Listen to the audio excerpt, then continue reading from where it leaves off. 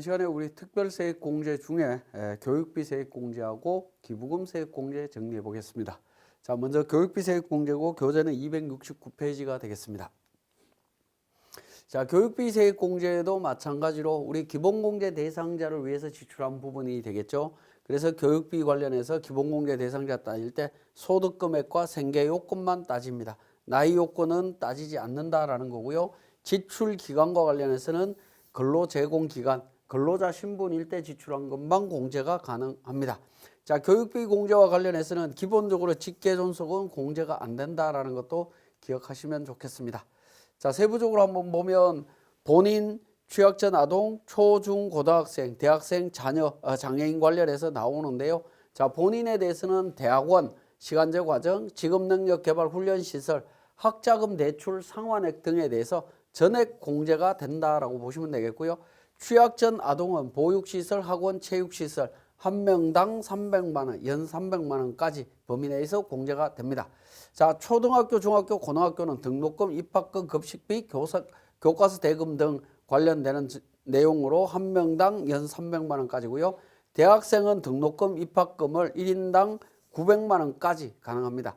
자, 장애인에 대해서는 장애인 재활 비용 관련해서 전액 공제가 가능하고요. 자, 이러한 공제 금액들을 합쳐서 15% 세액 공제가 됩니다. 자, 직계존속은 기본적으로 교육비 공제가 배제되도록 되어 있습니다. 다만 이제 장애인 특수교육비는 공제가 가능하다라고 보시면 되겠습니다. 자, 교육비 공제에 있어서 든든 학자금과 일반 상환 학자금 대출에 의해서 세액 공제 적용받는 거 요거 어떻게 되느냐 하는 부분입니다. 자, 이 부분이 뭐냐면 이제 교육비 공제 관련해서 원래 근로자 본인의 소득으로 자녀라든가 기본공제 대상자들의 교육비를 지출하면 되는데, 자, 자녀가 대학을 들어갔을 때 대학 등록금에 대해서 자녀 명의로 대출을 받아갖고 납입했을 때 이 세액 공제 누가 받을 거냐 하는 부분입니다. 그리고 그 학자금 대출 금액은 자녀가 대학을 졸업하고 소득이 생기면 그때부터 갚아 나가기 시작합니다. 자, 그래서 실질적으로 부담하는 자가 교육비 세액 공제 받는 걸로 교통정리했다라고 보시면 되겠습니다. 본인의 학자금 대출금 원리금 상환액에 대해서 17년도 이전에는 직계존속이나 배우자 등이 교육비 공제를 받은 경우에는 교육비 세액 공제를 적용받을 수가 없습니다. 이건 제외가 되는 부분이고요. 자, 상환해야 하는 학자금 대출 원리금 상환액이 직계존속 등이 교육비 공제를 받은 금액보다 큰 경우에는 먼저 상환했거나 상환할 학자금 대출의 원리금을 직계존속 등이 교육비 공제를 받은 금액에 상당하는 것을 봐서 배제한다라는 겁니다. 배제되고요. 교육비 공제를 받은 금액을 초과하는 금액의 경우에는 상환하는 직계 비속 등이 공제 가능하다라는 겁니다. 그래서 우리 연말정산 간수화에서 교육비 관련되는 자료가 제공이 될 때 든든 학자금이나 일반 학자금 대출과 관련되는 부분의 학자금은 제공되지 않습니다. 자, 구체적으로 한번 보면 17년부터 직계 비속 명의로 든든 학자금 등을 대출받아서 대학 등록금을 납부했다라고 하면 부모의 근로소득에서 교육비 세액 공제는 공제가 불가능합니다. 그래서 간소화 자료 제공받을 때 이 금액은 제외되어 있다라고 보시면 되겠고요. 직계 비속 자녀가 대학 졸업 후에 대출금 상환 시에 교육비 세액 공제가 가능합니다. 누가 적용받느냐라고 하면 직계 비속인 자녀 본인이 적용받는 겁니다. 다만 거주자인 본인이 학자금 대출을 받아서 교육비를 지급하는 경우에는 교육비 세액 공제가 가능합니다. 왜냐하면 본인이 대출받아서 본인이 내는 거니까 이때는 가능하겠죠. 이 경우에는 학자금 대출 상환하는 경우에는 공제가 안 된다라는 겁니다. 당연합니다. 이미 공제 받은 거니까 나중에 상환하더라도 그건 상관없는 부분이다라고 보시면 되겠고요. 그래서 17년 1월 1일 이후 학생인 본인이 든든 학자금 등을 상환할 때 세액 공제 판단을 어떻게 하느냐 하면, 자, 그 교육비 지출한 게 17년 이전에 지출했다라고 했을 때 그 금액을 부친이 세액 공제를 받았다라고 하면 원금에 대해서는 적용이 불가능하다라는 겁니다. 근데 그 초과해서 납입하는 금액에 대해서는 본인이 세액 공제를 받을 수 있습니다. 근데 부친이 소득자인데 세액 공제를 적용 안 했다라고 하면 본인이 상환하는 부분에 대해서 세액 공제가 가능하다라고 보시면 되겠고요. 17년 이후에는 아버지가 자녀를 기본공제 대상자로 하고 있는데 이 경우에 세액공제가 안 됩니다. 그래서 본인이 세액공제 받는다라는 겁니다. 상환할 때 세액공제 받을 수가 있습니다.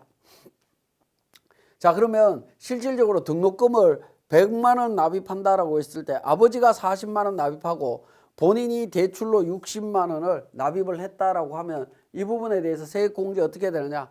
납입한 연도에 아버지 쪽으로 40만 원을 세액공제 받습니다. 왜냐하면 아버지가 냈기 때문에 그렇죠. 그리고 대출금으로 낸 경우에는 납부한 연도에는 공제를 못 받습니다. 그리고 나중에 학자금 대출을 상환할 때 상환 금액을 조회해서 대출자 본인이 교육비 세액 공제를 받을 수 있다라는 겁니다. 이렇게 구분된다라는 거 확인하시고, 학자금 대출 상환에게 연말정산 간소화 자료 제공 방법이 어떻게 되느냐 하는 부분입니다.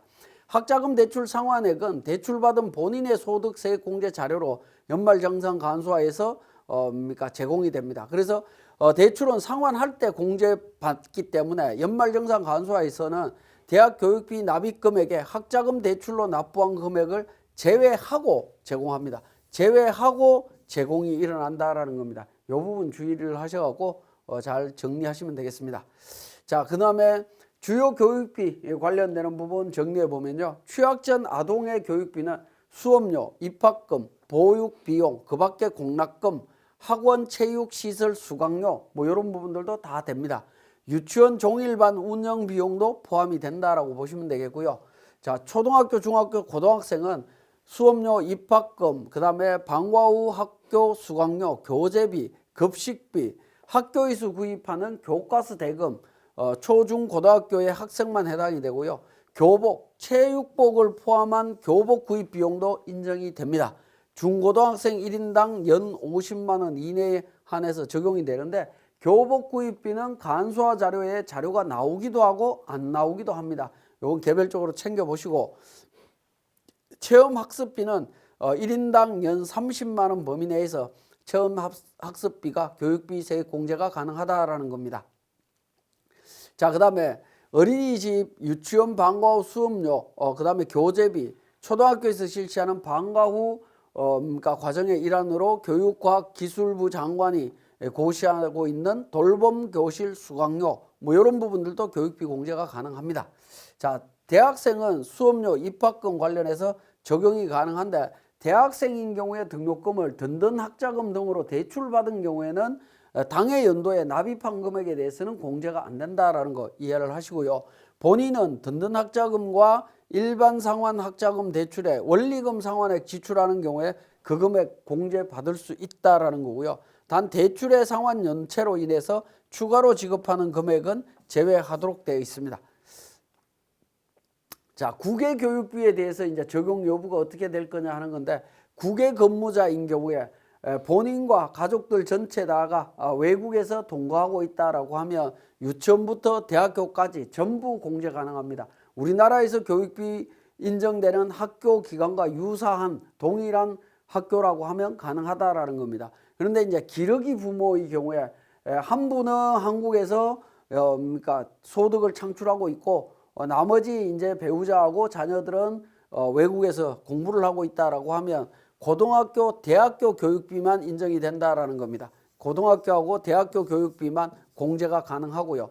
초등학교 유치원이나 초등학교, 중학교 교육비는 제외되도록 되어 있습니다. 이 부분이 조금 차이가 있습니다. 물론 이제 유치원, 초등학교, 중학교 교육비 중에 국외 유학 자격 요건을 충족한 경우에는 가능하긴 합니다. 근데 유학 자격 요건을 충족하는 케이스가 그렇게 많지 않기 때문에 그냥 안 된다라고 생각하시는 게 오히려 맞지 않을까 하는 생각이 듭니다. 자, 교육비 공제 시기 관련해서 일반적인 경우에는 지출한 연도의 교육비 세액 공제로 적용하시면 되겠습니다. 재학 중에 선납 교육비 관련되는 부분입니다. 이런 경우에도 지출한 연도의 교육비 세액 공제로 적용하시면 되겠고, 고등학교 재학하고 있을 때 납부한 대학교 수시 입학 등록금 어떻게 되느냐 하는 부분인데, 요거는 대학생이 된 연도에 교육비 세액 공제 받으면 됩니다. 이건 선납한 개념이기 때문에 당해 연도 적용이 안 된다라는 거고요. 연말정산한 후에 사내 근로복지기금으로 수령한 장학금이 있었다라고 하면 어떻게 될 거냐? 교육비 공제 이미 다 공제받았는데 나중에 장학금을 받았다라고 하면 차감한 금액을 교육비 세액 공제로 해서 근로소득세를 재정산하라라는 겁니다. 자, 이 부분은 우리 의료비 세액 공제 적용할 때 실손보험료 차감하는 방식하고 똑같은 방식이다라고 이해를 하시면 될 것 같습니다. 근데 장학금 사내근로복지기금으로부터 수령하는 이 장학금은 그렇게 많지가 않기 때문에 이런 상황들은 자주 발생하지는 않습니다. 자, 자가진단표를 한번 보면 근로소득이 있는 경우에는 교육비 공제가 진행이 되겠지만 없다면 교육비 공제는 적용이 되지 않습니다. 자, 그 다음에 교육비 공제에서 근로소득이 있다라고 하면 본인 및 기본공제 대상자를 위해서 본인이 직접 지출한 교육비가 있다면 본인 교육비냐라는 걸 물어봅니다. 본인 교육비라고 하면 본인 교육비 관련해서 교육비 세액 공제 적용하면 되겠고요. 자, 본인 교육비가 아니다라고 하면 기본공제 대상자인 직계존속 교육비냐, 직계존속 교육비다라고 하면 장애인인지 여부를 확인해야 되고요. 아니다라고 하면 직계존속을 뺀 교육비다라고 하면 배우자 직계존비속 형제자매를 위해서 어떤 교육비 지출했느냐, 국내냐 국외냐라는 겁니다. 국내 교육비라고 하면 교육비 세액 공제 신청하시면 되겠고, 국외 교육비면 교육비를 지출한 자가 어디에서 근무하느냐, 본인이 어디에 있느냐라는 겁니다. 국외에 있다면 전액 다 공제를 하면 되겠고요. 국내에 있다면 대한민국 국적을 보유하고 있어야 됩니다. 대한민국 국적을 보유하고 있다면 전액 공제가 되겠지만 그렇지 않다면 소득 공제가 안 된다라는 방식으로 해서 정리를 할 수 있겠습니다. 자, 그 다음에 국외 교육비 관련 학자금 대출과 관련되는 부분이 되겠습니다. 근로소득이 있느냐, 학자금 대출 받았느냐, 올해 받았느냐, 본인 명의로 대출 받았느냐. 본인 명의로 대출 받았다면 공제가 되겠지만 본인 명의가 아니다라고 하면 세액 공제가 불가능하다라는 거죠. 그 다음에 학자금 교육비가 없다면 일반 교육비 쪽으로 가면 됩니다. 올해 대출 받은 게 아니다라고 하면 17년 1월 1일 이후에 학자금 대출 원리금 상환액이냐라는 겁니다. 상환액이 아니면 세액 공제가 불가능할 거고요. 상환액이다라고 하면 본인의 학자금 대출금에 대한 원리금 상환액이다라는 부분으로 결론이 나오면 세액 공제가 가능합니다. 이런 형태로 자가진단표를 통해 갖고 세액 공제 여부를 한번 확인해 보실 필요가 있겠습니다. 자, 기부금 특별세액 공제 관련되는 부분이 되겠습니다. 기부금 세액 공제 부분인데요. 자, 기부금 세액 공제도 마찬가지로 기본공제 대상자인 소득금액, 나이, 생계 요건을 따져보면 나이는 무시하고 소득금액과 생계 요건을 갖고 따집니다. 다만 이제 기부금은 다른 특별세액 공제, 보험료, 의료비, 교육비와 달리 근로 제공 기간하고는 상관이 없습니다. 무조건 적용이 된다라고 보시면 되겠습니다. 자, 기부금 지출자 범위를 보면 기본공제 대상자로 되어 있고요. 본인, 배우자, 부양가족으로 되어 있습니다. 자, 모든 기본공제 대상자가 지출한 기부금에 대해서 공제를 받을 수 있는데 연령에 제한이 없다라는 거 앞에서 말씀을 드렸고 소득금액의 제한은 있습니다. 생계 제한이 있고요. 소득금액 제한은 소득금액이 100만 원 이하일 때 적용이 되고 근로소득만 있다라고 하면 총 금액이 500만 원 이하일 때 적용이 됩니다. 자, 그리고 기본공제 대상자는 다른 거주자의 기본공제를 적용받는 사람은 제외하도록 되어 있습니다. 자, 이 부분은 뭐 당연한 이야기입니다.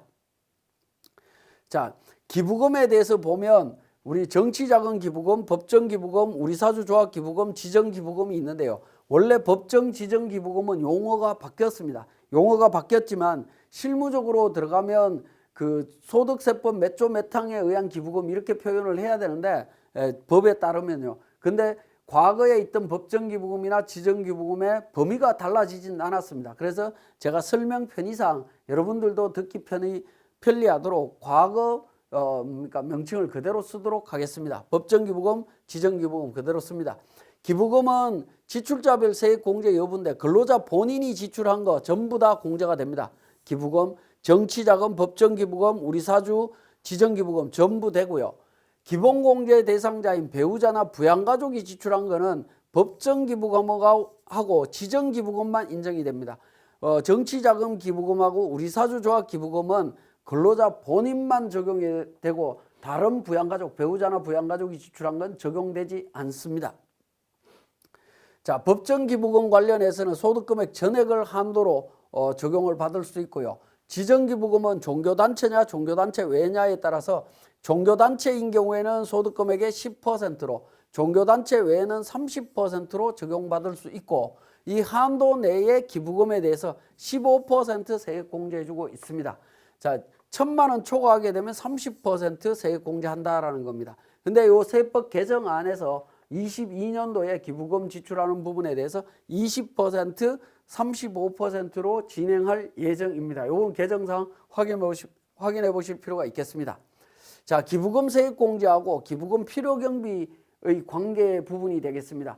자, 근로소득과 사업소득이 동시에 있는 경우에 어떻게 할 거냐 하는 부분인데요. 거주자가 사업소득 금액과 사업소득 이외의 종합소득이 있는 경우에 어떻게 할 거냐 하는 건데, 기부금 세액 공제와 기부금 필요경비 산입은 거주자가 선택해서 적용할 수 있다라는 겁니다. 원래 사업소득이 있는 사람들은 기부금은 무조건 필요경비에 산입을 해야 됩니다.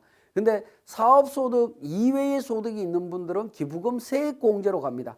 필요경비로 들어가는 게 유리한지 기부금 세액 공제로 받는 게 유리한지는 그러니까 스스로 판단하시면 됩니다. 근데 근로소득만 있다라고 하면 무조건 기부금 세액 공제로 처리를 하시면 되겠습니다.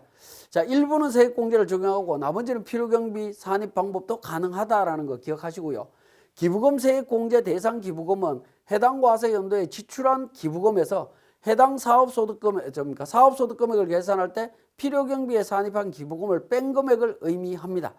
자, 기부금 세액 공제를 적용하는 종합소득 산출세액은 필요경비에 산입한 기부금이 있는 경우에는 사업소득에 대한 산출세액은 제외한다라는 겁니다. 이건 뭐 당연한 얘기이겠죠, 그죠? 사업소득에 발생된 산출세액은 빼고 합니다. 왜냐하면 사업소득 산출세액과 관련되는 부분은 그러니까 필요경비로 산입이 되기 때문에 그렇습니다. 필요경비로 처리했기 때문에 그 산출세액에는 이미 기부금의 혜택을 받았다라고 보고 그걸 제외하고 처리하도록 되어 있습니다. 자, 기부금 종류별로 2월 공제 여부를 보면요. 공제 대상 기부금에 대해서 지출자 관련되는 부분이 있습니다. 근로자 본인이 지출한 거 전액 다 되고요. 근데 직계존속, 직계배속, 형제자백, 즉 기본공제 대상자가 지출한 거는 법정기부금하고 지정기부금만 적용이 됩니다. 자, 2월 공제 가능한 부분은 법정기부금과 지정기부금만 2월이 되고요. 정치자금기부금, 우리사주조합기부금은 2월 공제되지 않습니다. 그리고 2월 공제 기간도 둘 다 10년입니다. 10년으로 통일되어 있다는 거 보시면 되겠고, 자, 기부금 2월 공제 순서는 기부금 한도 초과액도 2월 공제가 됩니다. 기부금 2월 공제는 앞에서 설명했던 소득금액의 10%, 30% 법정은 전액 소득금액 범위 내에서 공제가 되는데 그 초과되는 금액이 있다라고 하면 10년간 2월 공제가 가능하다라는 거고요. 그 다음에 산출세액에서 공제되지 아니하는 기부금 세액 공제가 있습니다. 한도 내의 기부금에 15%, 30% 적용한 세액 공제액이 산출세액을 초과하게 되면 그 초과하는 기부금 세액 공제 금액도 10년간 2월 공제가 된다라는 겁니다. 그래서 기부금 2월 공제는 두 군데에서 나온다라는 사실 반드시 좀 기억을 하시고요. 자, 기부금 2월 공제 적용 순서는 기부금 공제 순서는 정치자금 기부금, 법정, 우리사주, 종교단체 외에 그 다음에 종교단체 기부금으로 요 순서대로 정리하도록 되어 있고요. 그 다음에 해당 과세 기간에 지급한 기부금보다 2월 기부금부터 먼저 공제를 합니다. 2월 된 기부금이 있을 때는 2월 된 기부금부터 먼저 공제하도록 되어 있습니다. 과거에는 당해 연도 기부금부터 먼저 공제했지만 지금은 이제 바뀌어갖고 그러니까 2월 된 기부금부터 먼저 공제하고 남는다면 해당 과세 기간에 기부금을 공제하도록 되어 있습니다. 선입선출법 방식이다라고 보시면 되겠고요. 2월 된 기부금은 기부 연도보다 빠른 기부금부터 적용합니다. 그래서 2월 된 기부금은 기부 연도가 빠른 것부터 먼저 적용한다라는 거고, 2월 된 법정 기부금을 당해 연도 법정 기부금과 같이 공제하고 당해 연도 법정 기부금과 2월 된 법정 기부금을 차감한 소득 금액을 지정 기부금 소득 공제 한도로 계산하도록 되어 있습니다. 자, 요 순서 관련되는 부분들은 굳이 기억하실 필요는 없습니다. 우리 세무사랑 프로에서 자동으로 다 정리가 되고 있기 때문에 굳이 기억하실 필요는 없다라는 거 말씀드리고요. 자, 기부금과 관련해서는 기부금 종류에 대한 부분, 이런 부분들은 제가 설명을 안 드렸습니다. 안 드린 이유가 뭐냐면 여기에 보이시는 것처럼 기부금 영수증을 챙기시면 됩니다. 자, 기부금 영수증을 챙기면 기부단체가 나옵니다. 단체명, 사업자 등록번호나 고유번호가 나옵니다. 요 정보가 있어야 되고요. 그 다음에 기부 내용이 나오는데 여기에 보면 기부 유형 코드가 나와요.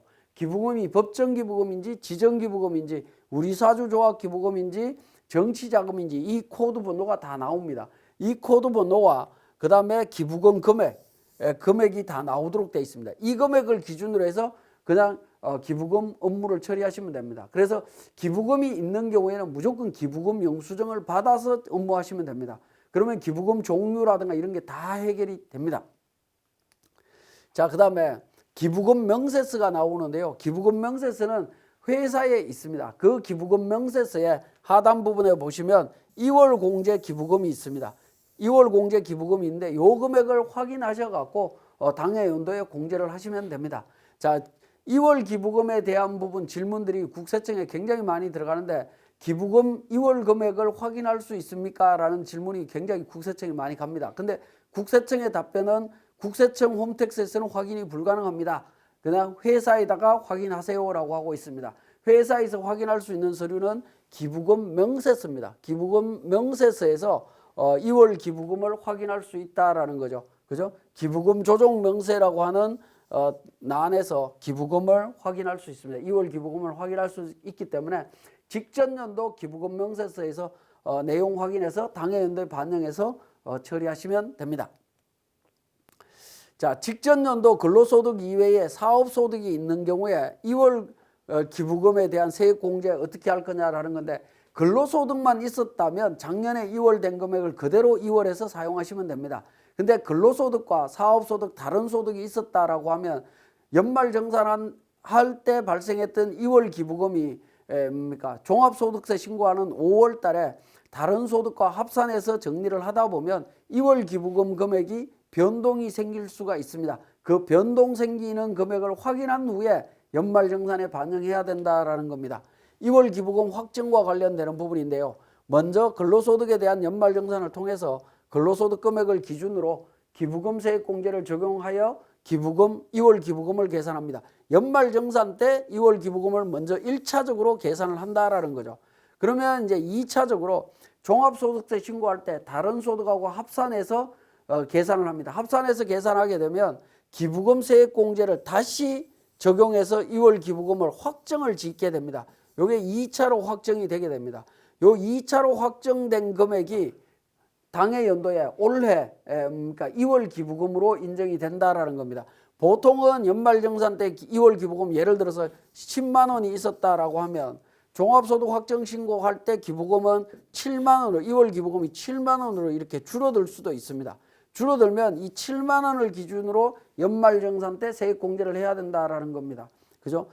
왜냐하면 이게 달라질 수 있습니다. 물론 10만 원인데 그러니까 종합소득 확정 신고 들어갔는데 이게 15만 원으로 이렇게 늘어나기도 합니다. 늘어날 수도 있지만 어쨌든 2월 기부금이 다른 소득 때문에 변동이 생긴다라는 겁니다.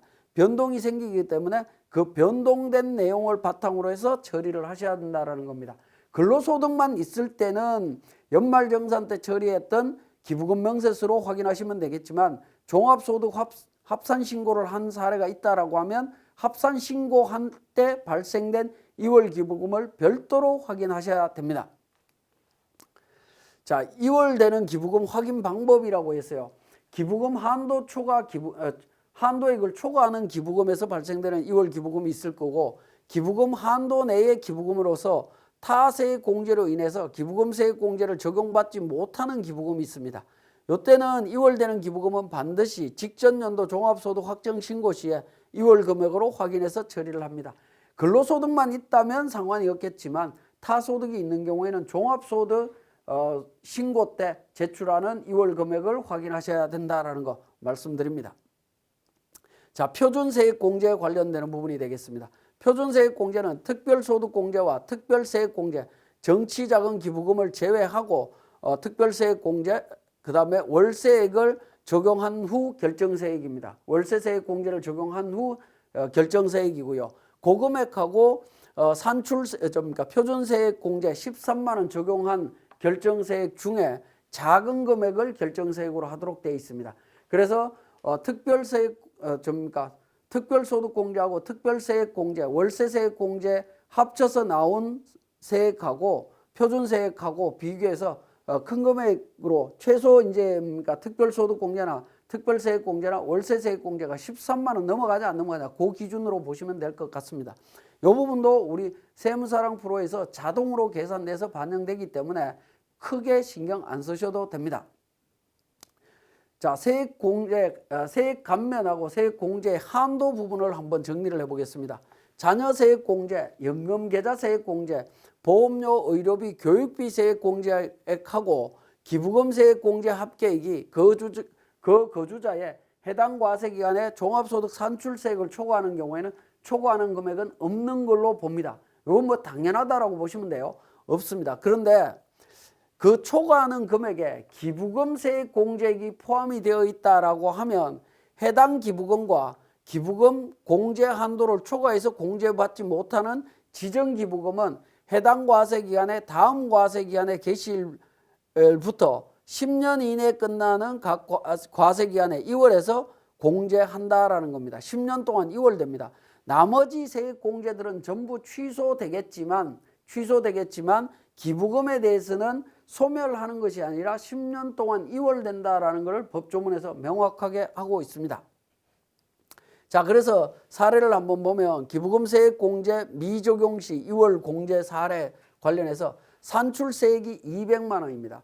근데 자녀세액공제, 연금계좌세액공제, 특별세액공제, 정치자금, 우리사주, 지정기부금 해서 총 480만 원 정도 되는 세액공제가 생겼다라고 가정을 하죠. 그러면 이렇게 됐을 때 200만 원 초과되는 금액은 전부 다 소멸되는 게 원칙입니다. 자, 공제가 어떻게 되냐면 자녀세액공제 적용했을 거고요. 그죠? 그 다음에 특별세액공제 150만 원 적용합니다. 정치자금 적용하고요. 우리사주 조합까지 적용하고 나면 200만 원에 80만 9,909원이 초과되게 됩니다. 초과되게 되면 이 부분은 그냥 소멸된다라고 보시면 돼요. 소멸되고요. 지정기부금은 산출세액에 접근도 못했죠. 이 부분에 대해서는 불공제된과 동시에 10년간 2월 공제된다라고 보시면 되겠습니다. 자, 그 다음에 연금계좌세액 공제는 산출세액 범위 안으로 들어가지도 못했기 때문에 세액공제는 그냥 취소됩니다. 이건 취소되는 부분이고요. 세액공제를 적용하지 않습니다. 다만 납세자가 근로자가 연금금융사업자한테 연락해서 내년도로 2월 해주세요라고 하면 다음 연도에 가서 납입 의제돼 갖고 공제 가능하기는 합니다. 그렇게 처리하면 공제가 되겠지만 그렇지 않는 경우에는 세액 공제 자체가 취소된다라고 보시면 되겠습니다. 자, 그래서 산출세액 범위 내에서 어떻게 적용하는지 사례를 통해서 한번 확인을 했습니다. 자, 세액공제 적용 순서에 대한 부분인데 적용 순서는 근로소득 원천징수 영수증 서식에 그 순차적으로 세액공제를 적용하도록 되어 있습니다. 그 순서에 따라서 적용하시면 됩니다. 그 순서가 자녀세액공제, 특별세액공제, 표준세액공제, 납세조합, 주택자금 차입금 이자세액공제, 외국납부, 월세, 연금계좌 순서대로 공제하도록 되어 있습니다. 그리고 특별세액공제 적용 순서는 보험료, 의료비, 교육비, 그 다음에 기부금 관련되는 부분인데 정치자금 관련되는 부분, 법정, 우리사주, 지정기부금 순서대로 요 순서대로 적용하도록 되어 있습니다. 근데 이런 적용 순서 관련되는 부분은 굳이 기억하실 필요는 없고 우리 프로그램에서 자동으로 정리되기 때문에 크게 신경 안 쓰셔도 됩니다. 자, 그러면 지금까지 설명드린 내용을 우리 세무사랑 프로를 통해서 다시 정리해 보겠습니다. 자, 우리 교재 269페이지의 교육비 세액 공제부터 우리 세무사랑 프로에 적용하는 과정 보도록 하겠습니다. 자, 연말정산 때 교육비 세액 공제 등 특별세액 공제를 적용하게 되는데요. 인사급여에 근로소득 관리의 연말정산 관리 부분에 연말정산 추가자료 입력이라고 하는 메뉴에서 등록을 합니다.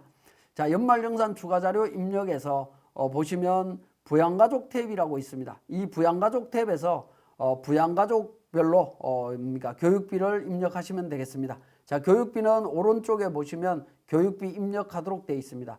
그래서 본인의 교육비 200만 원 입력을 했고요. 자, 일반 교육비인데 옆에 보시면 칸이 하나 더 있죠. 이쪽으로 커서를 이동시키고 하단 부분을 보시면 이 교육비에 대해서 어떤 명목인지를 선택하라라는 겁니다. 본인이냐, 취약전 아동이냐, 초등학교, 중학교, 고등학교 교육비냐, 대학교 교육비냐, 본인이냐, 공제 대상이 아니냐라는 부분인데 1번부터 4번까지 선택하도록 돼 있는데 본인은 4번을 선택을 했습니다. 그 다음에 배우자 교육비 없고요. 안철이 대학생입니다. 그죠? 대학생 교육비 600만 원 등록을 했습니다. 이때 국세청에서 연말정산, 국세청이라 자료 구분해서 국세청이라고 하는 부분은 연말정산 간소화를 통해서 확인한 거는 국세청 자료에다 입력을 하시면 되겠고, 그렇지 않고 확인서를 발급받아서 신청서를 발급받아서 제출하는 경우에는 기타로 입력하시면 됩니다. 자, 안녕이 초, 중, 고등학교 관련되는 부분이고 250만 원 이렇게 정리하실 수 있다라는 겁니다. 교육비 관련되는 부분은 기본공제 대상자 인별로 각각 등록을 해주시면 됩니다. 부양가족 탭에서 등록하시면 되겠고, 자, 기부금과 관련되는 부분도 마찬가지로 기부금은 교육비 밑에 보시면 기부금이 있습니다. 여기에 노란색으로 되어 있는데 노란색을 더블 클릭하게 되면 기부금 탭으로 자동으로 이동이 됩니다. 그래서 기부금 탭으로 들어와서 부양가족 기본공제 대상자를 기준으로 해서 기부금 지출한 금액을 인별로 등록을 해주시면 되겠습니다. 이렇게 등록을 하게 되면 본인 기부금, 본인이 법정 기부금 200만 원 납부한 게 있고요. 배우자가 종교단체에다가 100만 원 납부한 게 있고, 직계 비속인 안철이가 기부금 납부한 게 있습니다. 지정기부금으로 납부한 게 있네요. 자, 이렇게 납부한 부분을 입력을 하고 보시면 기부금 입력이라고 하는 탭에서 입력이 됐습니다. 그러면 기부금에 대해서 한도를 계산해야 되죠. 그 옆에 기부금 조정이라고 하는 탭이 있습니다. 이 기부금 조정이라는 탭에서 오른쪽에 보시면 공제금액 계산이라고 있는데요. 공제금액 계산 탭을 클릭하셔서 공제를 하시면 됩니다. 여기에 불러오기라고 하는 기능이 있습니다. 불러오기를 통해서 기부금, 당해 기부금, 그 다음에 종교단체 기부금, 종교단체 외 기부금 해서 내용이 있습니다. 이 부분을 반영해서 기부금 공제 부분을 반영하시면 됩니다. 저장하고 종료하게 되면 2월 기부금은 없고 해당 과세 연도에 기부금 공제가 일어나고요. 연말정산 입력 탭이라는 부분으로 넘어가서 확인을 해보시게 되면 기부금 관련되는 부분 나와 있죠. 기부금 350만 원 나와 있습니다. 그리고 법정 기부금, 지정 기부금 관련되는 부분이 있고, 지정 기부금에 종교단체 기부금 100만 원인데 요게 다 공제 대상이고, 그래서 공제율을 적용해서 세액 공제가 이루어지고 있는 거 확인하실 수 있고, 여기에서 기부금 관련되는 부분에 노란색으로 되어 있는 부분을 클릭하게 되면 기부금과 관련되는 정보 확인하실 수 있습니다. 다시 기부금 탭에 가셔갖고 우리 기부금 조정에서 공제 금액 계산 쪽을 다시 한번 보시게 되면 2월 되는 기부금들이 있습니다. 요 2월 되는 기부금이 있다라고 하면 불러오기를 통해서 반영을 하시면 기본적으로 반영이 돼야 되는데, 우리 연말정산 추가자료 입력 탭에서는 불러오기 기능으로는 반영이 되지 않습니다. 자, 기부금과 관련해서는 연말정산 추가자료 입력 메뉴 밑에 보시면 기부금 명세서라고 있습니다. 연말정산 추가자료 입력에서 입력된 기부금은 기부금 명세서로 자동으로 반영되도록 되어 있습니다. 자동으로 반영이 되면서 기부금 조정으로 넘어가서 공제금액 탭이 있습니다. 여기에서 불러오기를 통해서 반영하시게 되면 전년도 2월 기부금이 있을 때에는 자동으로 반영되도록 되어 있습니다. 그래서 자동 반영해서 처리할 수 있다라는 거 기억해 주시면 되겠고요.